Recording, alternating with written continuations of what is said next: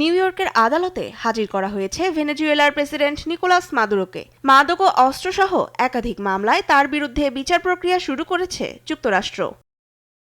সোমবার ব্রুকলিনের metropolitan detention centre থেকে বিশেষ নিরাপত্তা ব্যবস্থায় হেলিকপ্টার ও সাজোয়া গাড়িতে করে নিউ ইয়র্ক ম্যানহাটনের ফেডারেল কোর্টে নেওয়া হয় মাদুরো ও তার স্ত্রী সিলিয়া ফ্লোরেসকে। এ সময় হাতকড়া পরা অবস্থায় তাদের ঘিরে রাখে আইনশৃঙ্খলা বাহিনী।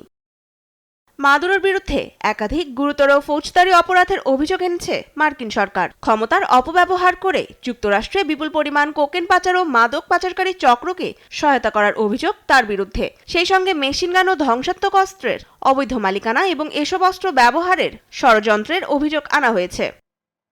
এদিকে অপহরণ ও হত্যার নির্দেশ এবং মাদক চক্রের কাছ থেকে ঘুষ নেওয়ার অভিযোগ আনা হয়েছে মাদুরোর স্ত্রী সিলিয়া ফ্লোরেসের বিরুদ্ধেও।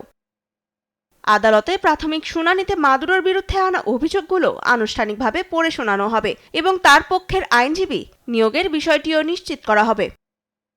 এদিকে একদিকে যখন মাদুরোর বিচার কাজ চলমান, অন্যদিকে ভেনেজুয়েলার নতুন প্রেসিডেন্ট হিসেবে শপথ নিতে যাচ্ছেন ভাইস প্রেসিডেন্ট ডেলসি রদ্রিগেজ। যুক্তরাষ্ট্রের সঙ্গে একটি ভারসাম্যপূর্ণ ও স্থিতিশীল সম্পর্ক স্থাপনের আহ্বান করেছেন তিনি। তনিমা ইসলাম, নিউজ ডেস্ক, দেশ টিভি।